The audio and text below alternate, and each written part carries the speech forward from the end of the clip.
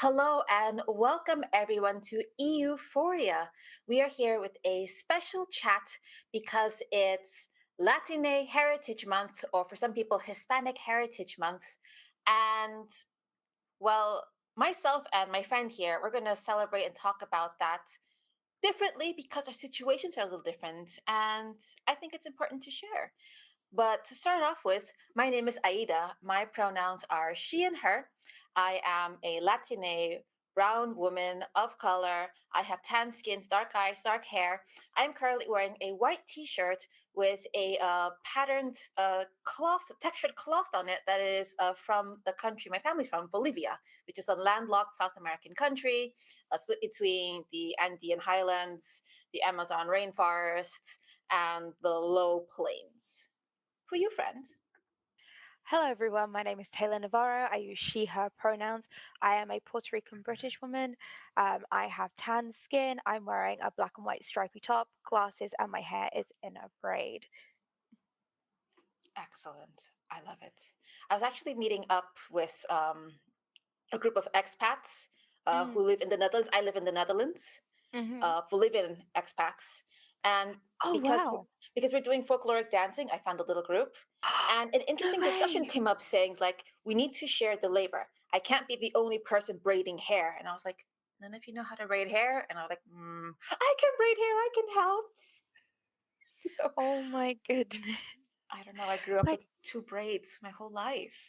I usually do two braids because it's just easier to maintain my hair that way. It's hella Um, cute. it's cute. I just did the one today because I was just like, this doesn't look good enough down for camera. Quickly just chuck it in a It is braid and go. concentrated cuteness. I love it. But that's so cool that you found like a dancing group. Hmm. Cause like I've never met another Puerto Rican person that I wasn't directly related to in the UK. Yeah. And that's a problem. That's a problem. And I think the problem is because a lot of our friends in the TTRPG sphere who are based in the US and North America, um, they have their local media news stores, depending on the size of the city I'm sure they're in, that say Hispanic Heritage Month, discount on tacos. I don't know. And Wait, here, hang on, we're getting discounted talk. I'm in. I mean, it's Let's technically go. Tuesday or something, but here in Europe, in the UK and others respective, I'm going to assume we don't get any of that no matter what month of the year it is. hmm And we are in the even demographic minority. And Nerd Ida pulled up some nerd stats. And the United Kingdom 2021 census found that uh, people who wrote in had to manually write in that they were Hispanic or Latin American. And this was within the other ethnic group Latin write ins, only hmm totaled about 76,000 people, or 0.1% of the United Kingdom population per the 2021 census. That doesn't surprise me in the slightest. When I have to fill out anything that requires that sort of information, I have to put mixed other because Hmm. there is no like mixed like with Latin American or like white British Latine Yeah. sort of fill in. In It's the in the Netherlands, I found a study being done by the University of Groningen using the 2021 Dutch census numbers. And Mhm. in the Netherlands, because Suriname was a former Dutch colony, the percentage of people from South and Latin America is a little conflated. So I had to do a bit of math here. Mhm. But specifically, Spanish speaking countries from Latin America would Mhm. be, according to 2021 Dutch census numbers, 51,000 people, or 0.03 of the entire Dutch population. Wow. So yeah, that silence I think is the whole sum Yeah, of the it's feelings. it's very much like okay, when you think about it in numbers, there's a good chance there are other people, other like Latines in our countries who like TTRPGs. But when you look at the percentage of the population, and it's so small, it's absolutely tiny. And then Mhm. my brain goes, okay, how do I find the others though? because I need to. I have this inherent need to find the others. Mm-hmm, Um, mm-hmm. because you are the only other person I know in like the continent of Europe Yeah. who is Latine. Like I don't know anyone else.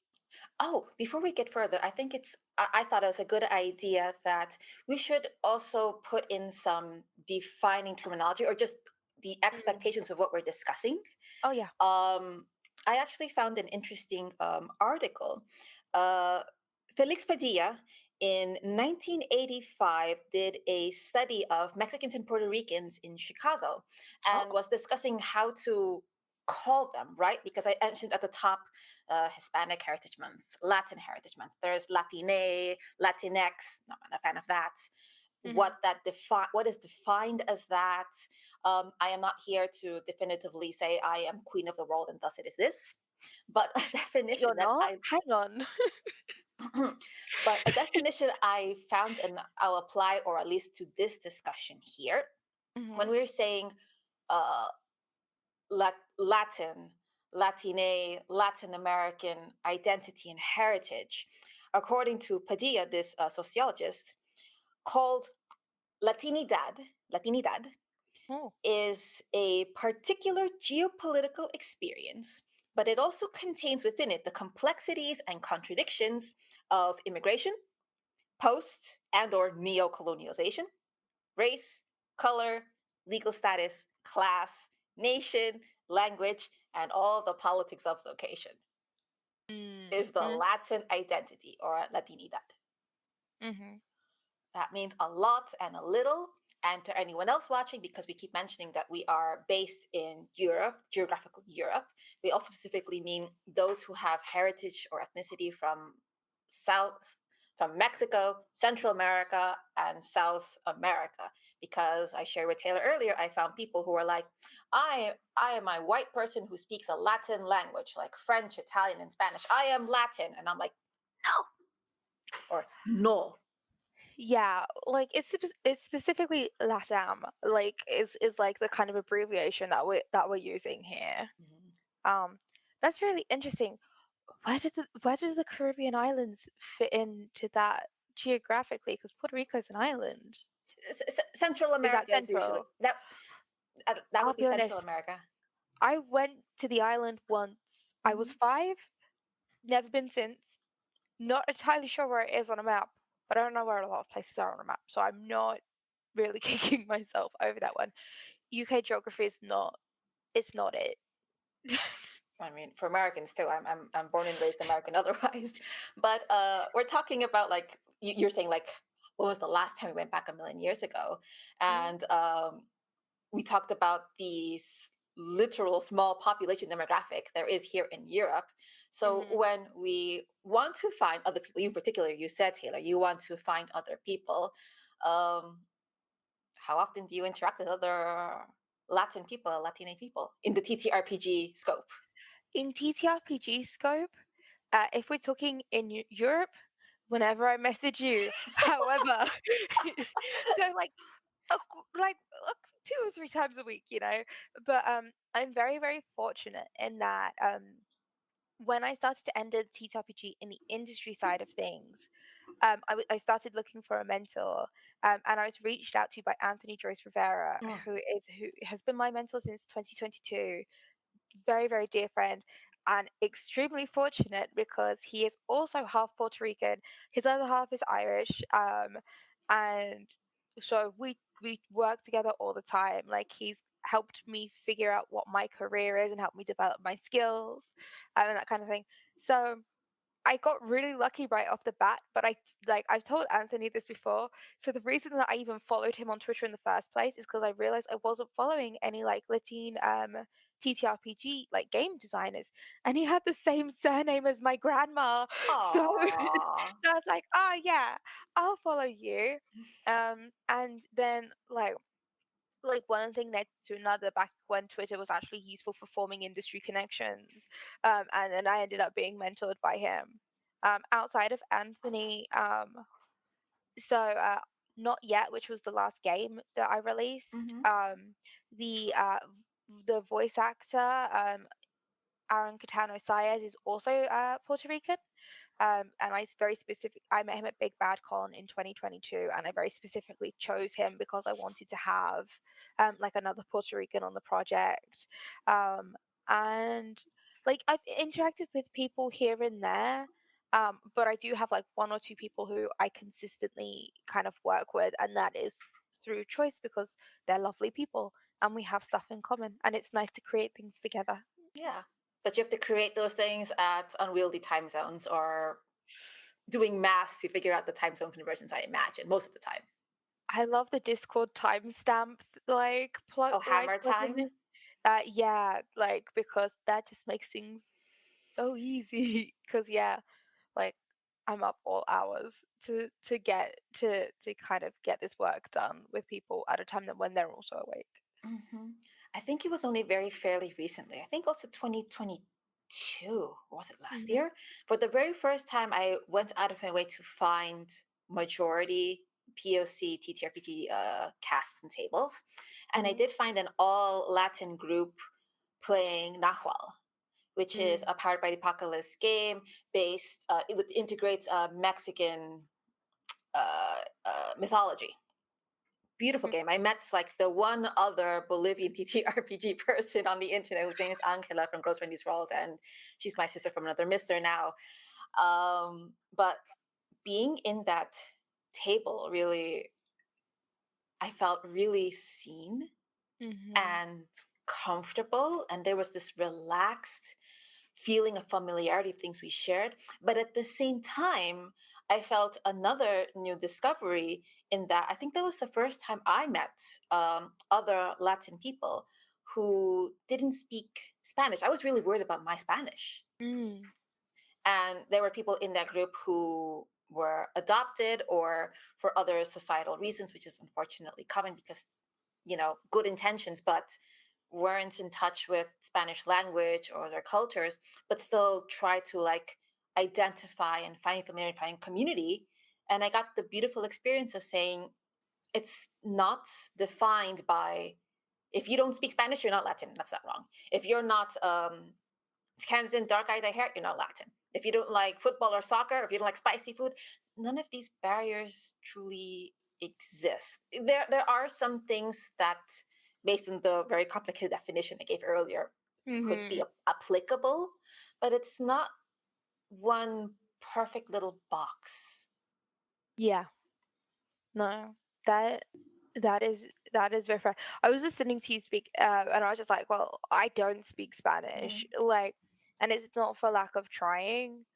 My father just never spoke it with me, and for all of his desire for me to learn the language in an educational setting, like at home, I can't speak it. Like I understand it, and I can say some things in the present tense, but not a lot. And then I was like, and I don't like soccer. I don't. It's just so boring. Like I like esports because at least they're like sparkly and bright colors, and it's like a lot for you to kind of um but yeah, no, that doesn't mean I'm any less like Latine. Like that doesn't. no, not at all. And I absolutely love that you had that experience. Mm, Um especially what with like a variety of like people with like different speaking abilities and like stuff like that, because that's so for us like that is so rare. It's either like I visit my family in New York and they're all speaking Spanish and I'm struggling to keep up, or there's no one, and maybe if I'm lucky my daughter is watching like Santiago on Netflix or Dora the Explorer and I'm like, I know that one. But it doesn't happen often for us, and that's such no. a like I think, and like we cherish these experiences so much because they are so rare. um and it would be nice to be able to kind of share more of these experiences with Mhm. other people.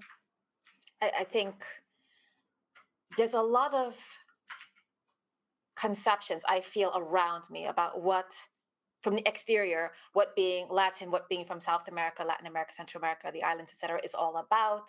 Mhm. It's about tropes. It's about that lady running with the sandal. right? I come from a Yeah. place where we don't do sandals. We're in the mountains. We have socks and boots and shoes. It's not Hmm. sandal, whatever. We don't have palm. Where I'm from, there's no palm trees. There's no coconut drinks. It's really cold. We're in the mountains. Yeah. We got llamas. We're llama land. Nice. That's where we're from. I absolutely love your shirt. It's so pretty. Thank you, thank you. I like my shirt too. And I think the other thing that we were both touching on, the way I'm like, that identity, you can't fit it in a box. What does that Mm. mean? And this is where I think why TTRPGs in particular have been a really great vehicle to understanding who I am, not just as a person or as a role Mm. player, but also it gives me opportunities to be that parts of that complicated Latine Mhm. identity that has the complications and the contradictions of was the definition immigration post slash neocolonialism colonialism legal status language nation yada yada yada, and those are really things that I can unpack that as a tiefling in a 60 plus session campaign of D&D. I've done that. Were you a tiefling? I was a tiefling, and I was like, I'm going with the trusted table. Mhm. Yeah, make me a bit with lines and veils, but for Mhm. TLDR, make me a bit marginalized. Give me that experience. Let me push back on it. Let's change hearts and minds. Let me be that outsider. That's very interesting because I did that too in a 4 year like home game campaign, which started before we really knew what lines and veils were. But I Mm. had a lot of to and fro with my GM because I was the only POC at an all white table. Yep. And I That's. chose to be an Eladrin, Mhm. specifically because my parents brought me over from the Feywild as a baby, which mimics how my parents brought me over from New York to England when I was two. And it was great having like that little side arc of like, okay, I've not been back. I don't think I've ever been there. Like, and like finding a way that it actually fit into the campaign, going back and meeting family, and that was like a whole like I spoke to my GM for about 3 hours to figure out because we were going to do a couple of sessions in the Feywild, and it's like, okay, how do you want your family to be presented? Like, Aw. what story do you want to do here? Because I was also going through a bunch of like personal family drama, and so like there was like when aren't we? But there was a lot of care and intention put in that, and so it was just like I was never out of place. I was never marginalized in the campaign, but I was still given that space to kind of explore my identity and my Mhm. relationship to my parents and figure out what that meant for me in a way that very much mimicked like my desire to go back to Puerto Rico, my desire to like see my family there and figure out what that would be like, but in a very safe space before I started therapy.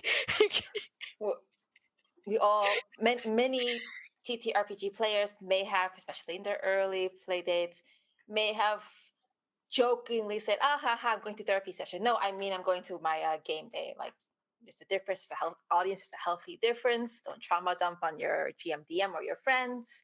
They Mhm. can support you and they can love you and they can accept you, but the other work needs to be done by professional.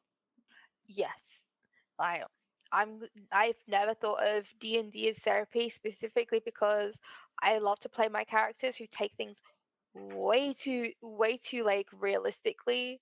So like that whole thing of like, we've just killed the bad guys. Oh, I've just killed people and now I have to deal with the Stop consequences for talking them. about my character, Taylor. That was my tiefling. Wait, hang on, no, not all the teens are the same. Stop, stop. I actually had an interesting game experience where I flipped the whole script.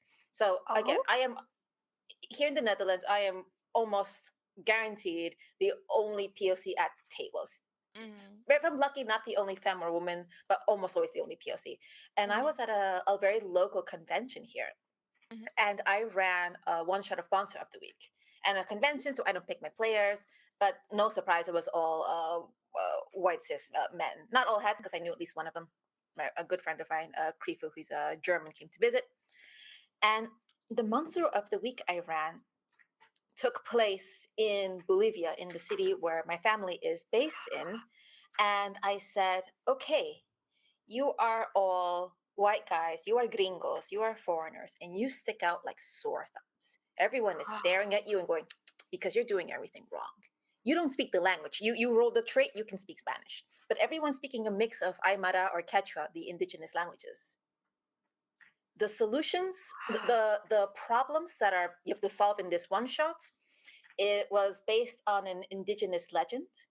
There is Mhm. this monster, this bad guy, this evil spirit, uh, Kuri Kuri, I think the name was. And the way this monster hunts people is by draining their fat. Like literally runs around with a syringe and pulls fat out your ass. But the fat or the grease or the oil in Andean culture is your life force, the richness, the stored, because it's cold. That's what you need to survive. And by that Oh. being extracted, you're going to die early, you're just getting sick, and you're just going to wither away. And legend has it, or urban legends had it, that this was inspired by colonialists coming in and supposedly content warning harm to people, supposedly when taking their fat. A la, what's the movie? Fight Club, and making soap, No. urban legend. And No. the same fat was sold to the Catholic churches for candles. So again, double whammy colonialism. So anyway, you have to go find this monster and get rid of it. But the solution is with the indigenous healers. You need to enable them to do the thing and defend them while they do the thing. So Oh, they that's weren't the so heroes. cool. They weren't the heroes of the story, but they had a pivotal role to play to support someone else, a small elderly Yatiri medicine healer, to go finish off the bad guy. They just had to endure the violence. Okay.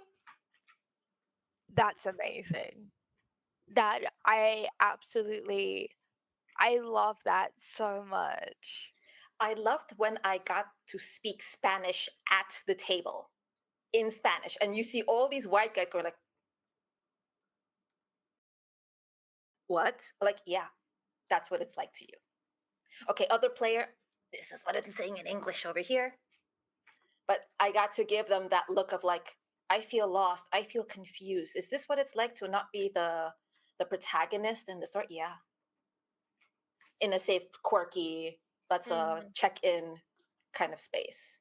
Because that's the default sometimes in or outside TTRPGs, especially here in Europe, where Yeah. 0.01% in the UK and 0.03% in the Netherlands. Mhm. Mm-hmm. Yeah, no. Like I think there is something so special and so powerful about being able to share experiences. And when people talk about sharing experiences at table, I don't think they always think necessarily about sharing the bad experiences Mm-hmm. as well as like the good ones. But like, I mean, I'm a game designer. I do like game design, I do editing, I do project management, but like I make games. That is the thing that I do. And a lot of the games that I make, if you look at them, are me sharing my struggles in a way that is gamified, in a way that people can like empathize with if they engage with the mechanics of the game.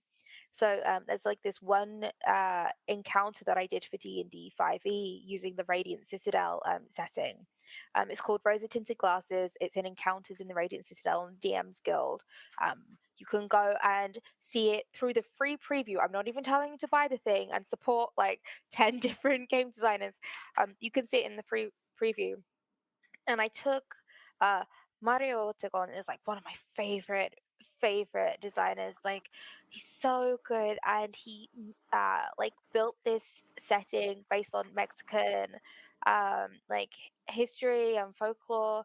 And he made a new race in D&D called Los Olvidados, which is like Mm-hmm. the Day of the Dead, like animated skeletons, people who are given a second chance at life. Um, and I made this encounter about a woman who's in the Radiant Citadel, and she thinks her mother has been reincarnated as an Olvidado, but actually she's just a generic D&D skeleton that's diseased and killing people in the street. And you've got to stop this skeleton but you have an NPC who is interposing herself and stopping you from doing the job. So either you've got to subdue her or like help her through her grief if she survives, because her mother will attack and kill her too. And it's like this whole thing of like, I was like going through this grieving period of losing my own mother, and like using like this like Latine um TTRPG law that I'm not Mexican, it wasn't mine, but it was close enough, and it gave me exactly what I needed to be able to convey that experience. Even though people think, Taylor, why are you sharing this? But to me, it's something that was so important that and I needed people to understand, and the only way that I could get them to understand what I was feeling was through D&D. Um, and it's why having representation, why supplements like, Kaboa, like Journeys to the Radiant Citadel, Emerald Templars, like all of these like I really want to start using the word Latinidad because I love that. It sounds right. Like all of these Latinidad games are so and settings are so important. Like we need to be able to share our good experiences but also like the bad ones, so that way people understand us as well-rounded human beings, because we aren't just two-dimensional even though we exist on the internet. And also to even just from a accurate and nuanced representation point of view, 5, 10, 15 years ago, I'm aging myself, but all I had growing up was Speedy Gonzales on on cartoons. And then came the Oh. Taco Bell dog on TV, and everyone just kept parroting those lines at me, and that made me really feel like Oh. shit. Um, Mm. there are beautiful parts to Mexican culture, indigenous Nahual culture that doesn't get explored and is there to be enjoyed, there to be celebrated, go down the subcontinent, go down the whole continent, etc., etc. Mhm. Um, the more we see about that, the more educated we are as consumers, readers, Mm. enjoyer, pervaders, people. And all of these experiences, of course, they have very core Latinidad elements to them. But Mhm. as basic, empathetic, good humans, there are also things you can relate to Yeah. or appreciate with. I mean, if you didn't have feelings during Encanto, I don't care what ethnicity you are a soulless monster. Asterisk, not literally, but you know what I mean. Yeah, like Or turning red. You don't have to be an East Asian person based in Canada to have feelings about that. But you, I had so many feelings about that movie. I I haven't watched it since the year it came out because I keep oh, crying. I called my mom right after. I was like, I'm so sorry. Like Encanto and then turning red back to back was Disney like throwing both gloves on the ground and then just like sucker punching me. Like it hurt my heart. Like, but they were so beautiful and so needed. And yeah, no, you don't have to be those ethnicities to identify with like both the happy points and the sad points in that. But there are a lot of key things that are specifically not to Latina people. I Mm. I got emotional. The first time I got emotional in Canto was very early when I saw Mirabel, the protagonist, for the first time because I saw her hair. And I was just like, my eyes was just like watering up, and it was like, she has short curly hair, and she has brown skin that isn't like light brown, maybe. I was Mhm. like, oh my god, they made her like a real person that I can see on the street, and not the idealized Disney princess that we've had, like our Cinderellas, etc., which are cool, great. I love Cinderella, badass. But Mhm. Mirabelle, and yeah, that broke me early on, and then all the lessons, of course. That is fair. I broke at Louisa. Oh I yeah. broke before I saw the movie because they released a soundtrack. And Mhm. my sister messaged me, Oh like, dear. Taylor, did you ghostwrite Surface Pressure? And I was like, no, I've been crying to it. It's on repeat. And I've been crying for about 15 minutes. Um, because like I am technically I'm the second eldest daughter to my father. But my elder sister stayed in Florida with her mother, so I was the eldest daughter In your um, household. in my household. And Hmm. as I've reconnected with my sister now that we're adults, I'm still the eldest because she missed out on everything, and she needs somebody to kind of like guide her into what our parents are like and what everything means. So I'm the eldest of six. I was the matriarch in training uh, for a very long time, carrying a lot of the burdens. Um, Not very well, but I did my Hmm. best, you know. And so when like surface pressure came out, it's just like, oh no, I've been put on blast by Disney. I am also the eldest in my eldest child of my household. My parents immigrated. Like I was the anchor baby. I was the anchor baby. So they Mm, were very young and in a brand new country, and their mm. English wasn't very good at the beginning. I went to school not knowing English, and they thought I was special needs because I just didn't know English. I was special needs. That was Oh yeah. that was misapplied. Mhm. But I think bringing it back to TTRPGs, the experiences that we've had of being having these unique experiences on top of all the things inserted in Latinidad that come with immigration, uh, uh, where we belong legally. How does our country where we're in even qualify us as CS? Right? Mm, You have to write that in the UK census and in the Dutch census as well. yeah. What does it mean for our legal status? What does it mean for our language? What does it mean or the borders of all these things we carry along, and we still have to represent we are effectively representatives of our Latinidad because there's no other people, there's few people around us to do it.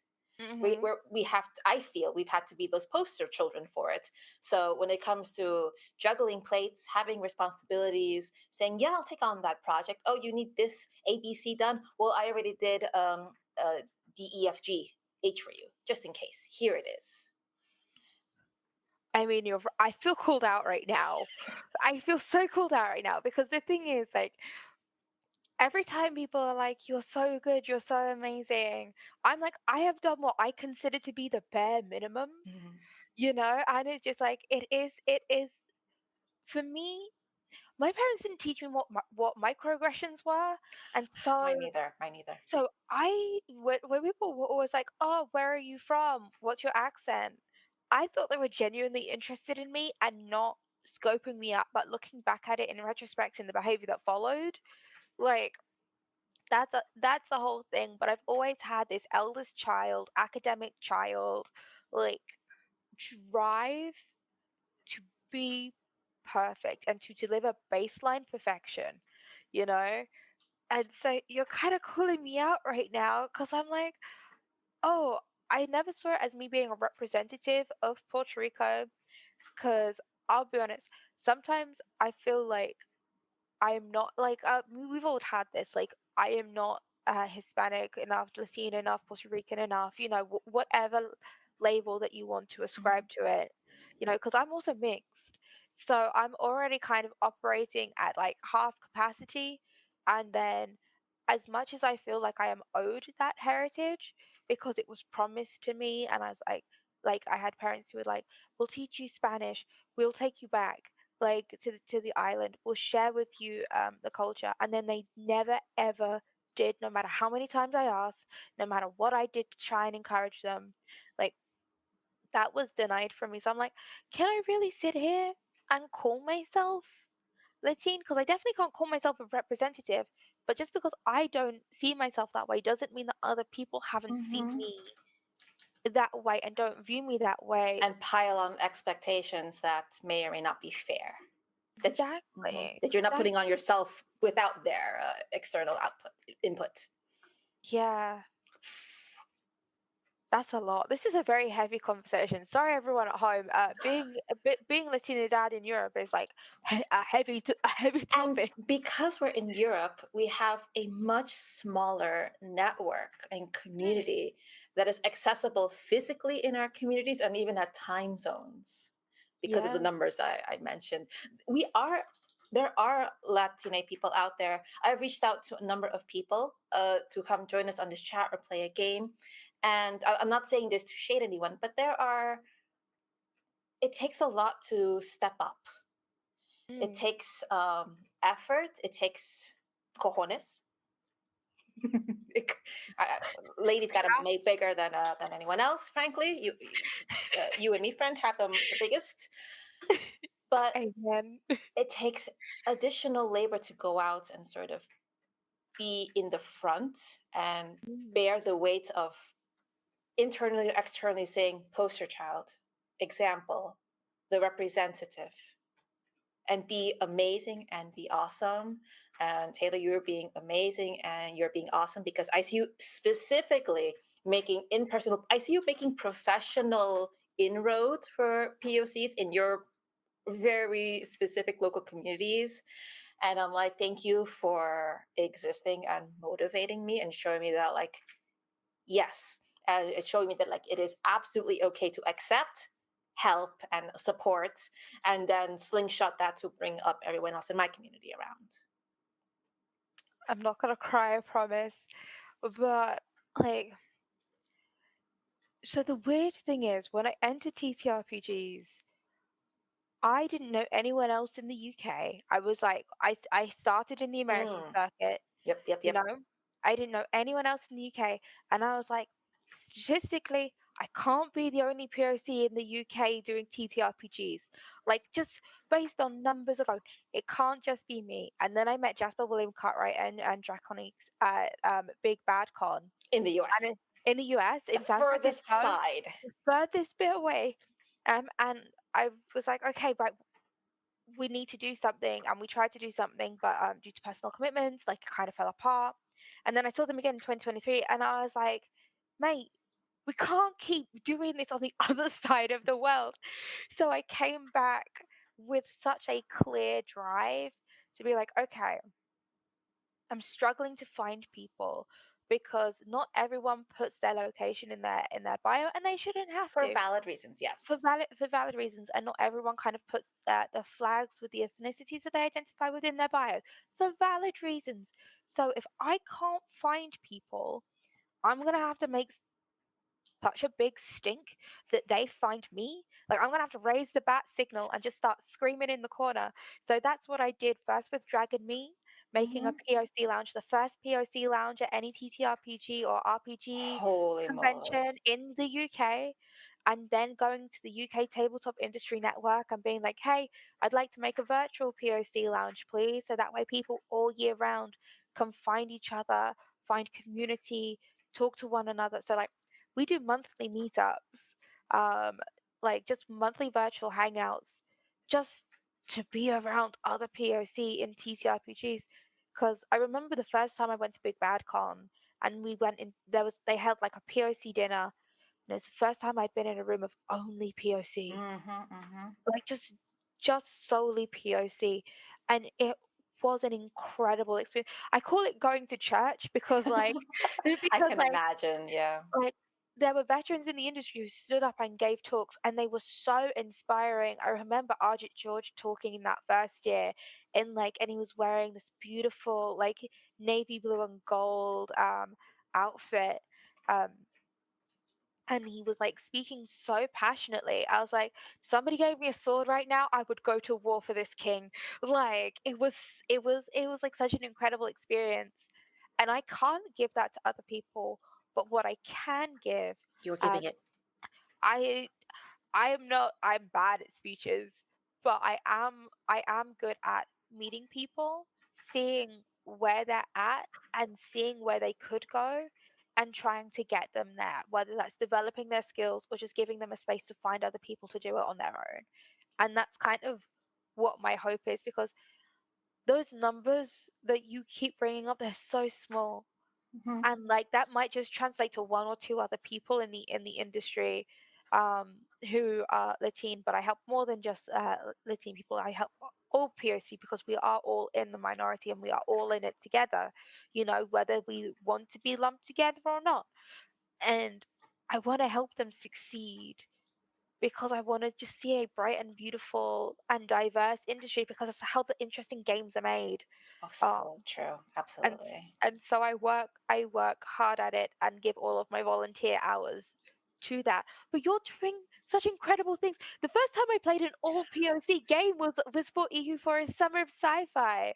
So you can't even just be like, Taylor, you're doing good things because like you are heralding and like pushing forward such incredible like inclusive actual play with like majority POC all POC who I'd never like I hadn't played with like Rachel or Ruben before either. So it wasn't even like the same five POC that I know in Europe anyway. It was new people. It was fantastic. Like what an incredible experience. That is my absolute fuck you. I do it for pride and also for spite. Spite No, helps a that's lot fair. when Spite is I helpful. when I'm on Twitch and I'm just scrolling and it's like, okay, we're gonna try to find the local European scene. I recognize my Mhm. language. I'm communicating in English. It's gonna be mostly UK based. All white dudes. All white dudes. All white dudes. Oh, one lady. All white dudes. All white dudes. And then people come to me in Discord from other servers, from people people you don't know, just strangers, saying like, "But why are you casting these people? Don't you know that they're just a minority in the country? You're likely not to find them." Well, thank you. The water is also wet or makes you feel wet, and the sun is hot.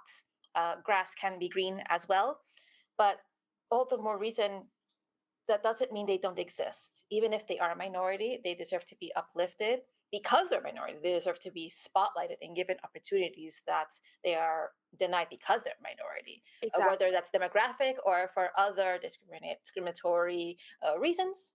Uh, Mhm. and to say, this is what a European table looks like. This is what a European table looks like. These are the quips we're making. We are absolutely making fun of British Museum and their historical kleptomania. Mhm. We're absolutely making quips that only POC people can make, and we're all like, "I see what you said there." One 100%. Like there's a clip from the very first session that we did a Star Taker about there's always like a Dominican coded or like a Latin coded bug person in every single like hotel. Folding And towels, doing well, laundry. and it was just like, oh yeah, I'm gonna take that trope of the staff are always POC and I'm going to make that work for me in this heist context. And I can tell you now, I could not get away with that at any other table. Like I Other couldn't. tables, they would be suddenly like, "Should we say something?" And everyone, I was the producer, and everyone's eyes were just like, Yeah, like I did like at other tables they would still make me roll for it and maybe make it easier, maybe. But like not only did Chirag let me do it, no roll required, then like flipped the table on me and made it a really like touching experience about like me connecting with another person over like a shared heritage, being in a place where we were not like born. And that was the first time I nearly cried during that like mini season. Like, cause do you know how like thoughtful and lovely that is? Cause I'd never had an experience like that at a table. I've never and like I cannot even begin like these things are so rare for people like us that like when other people like get to have like experiences at the table that kind of reflect who they are and their upbringing, they don't bat an eye because it's so normalized for them, but because we're so far absolutely. removed from our roots, like that kind of thing made me like nearly got me crying because it was so precious. And yeah, I don't even know what the point of this is other than Chirag, I love you. You're an amazing storyteller, Sure, it's and awesome. thank you for that gift. It's to say that of all the ways that we can, you and I or other Latine people, especially those in Europe who are geographically distant, demographically distant from their roots, their culture, their heritages. Of all the ways we try to make those connections, be that language, be that food, be that music, TTRPG is a very unique vehicle to use because you can Yeah. explore that identity. You can gamify it and you have active feedback, and hopefully, you have kind, compassionate people who are aware and concerned for your safety to uplift you. And even better, I hope you have people at your table that have similar shared experiences that are going to just do screaming standing ovations for you. And that's why diversity versus sitting at tables and in the story Mm. matters so much. And that's why I'm really happy I have you as a friend to do this in Europe. Yeah, like I cannot begin to like verbalize how grateful I am, Mm-hmm. like to be friends with you. Like I'm not gonna air our private stuff because that's between you and me. But like just being able to talk to you just makes everything like a little bit easier, you know? Because you don't And have to being able explain the story behind that. exactly, and being able to create stories with you and like have the confidence to go in and say, okay, right, I want to do not yet, but we're making it a telenovela, or I wanna go and be part of this like an anti-colonial game, or I want to go and I just want to make a sad story with another POC about zombies, and you get it, and you just like get it in a way that I don't have to defend myself. I can be the Yeah. truest version of myself, and we can tell stories and make art. And it's not exactly the art that like our ancestors made, but it's got to be close, right? It's got to be close. Our Because ancestors made gods and pantheons and structures that people think aliens must have helped them with because they don't understand how it could have gotten done. hmm That's what our ancestors did. And So, I mean, to be fair, we're doing it too. It's just all verbal. There's not really a lot of physical evidence, but if you think about it, but yeah, like the thing is, it doesn't matter what culture you're from, stories connect you to the past. And we're using stories to connect ourselves to our pasts and our presents and what our futures might be. Um, and it would be so difficult to do if it was just like if I was just surrounded by white people or by other POC who didn't quite get the experience that I had because by the like homogenous default, whatever that is. exactly. And I know that I'm very fortunate, and part of the reason that I'm here talking about it now is because hopefully somebody sees a clip of this on TikTok and sends it to a friend who's like, "Oh, I'm also Latinx and I love TTRPGs," and Come then they over. come here and it's like, "Come to EUphoria, please. We want to have you in our community. We want to connect you with other people in Europe who like TTRPGs. We want They to don't chat. have We to want to be be the friends. same." You don't have to be on camera if you don't want to. Valid. Yes. Just be our friends. And this is particularly to those that are in Europe because you're likely the immigrant or a child of immigrants. You are further away, and the connection, the community to support on is small. If you're Latine in the Americas, power to you. You want to find those communities? I will still recommend you to those communities. I hmm know them, they're great and they're wonderful, and I've joined them. But then time zones were a thing, or they talked about the very specific United States mix with the Latina, which is great and wonderful, but I'm much more removed from that. So I was like, I really can't talk about your Dunkin' Donuts special. Sorry. Yeah. Yeah, like I was born in New York, but I was brought over when I was 2 years old. Mhm. So like, and like I don't really. The only time I go to America now is to go to like conventions for work, So it's not like I'm seeing family, like, and that kind of thing. It's not like I'm engaging with like the United States as a culture. I zip in, I We do need, TTRPG stuff, and I zip back to Europe where I'm like, I'm all by my lonesome again. that's why we need the community here, and we're going to use the games to make our we have our families in our games through our Mm. stories. Yeah, 100%. Taylor, you're my familia. Before I run my makeup, is there anything else you'd like to discuss? Oh no. Oh no. Hang on. I'm having a look at like what our loose structure was. I think we We've smashed it out of we've the park. we've absolutely covered it. Like Yeah, we the, win. the we win. We did it. We did the panel, and We it had feels an a little. 100% Latine panel based in Europe. We did Next it. year, I'd love us to have more friends. Please Hmm. join us. You're welcome in whatever language. You are welcome. Estás bienvenido. That means you're welcome. And we want to be you. We want you to be part of our familia or family or family in whatever second or third language you've learned and acquired here with your family here in Europe. Hmm. We see you. Yeah.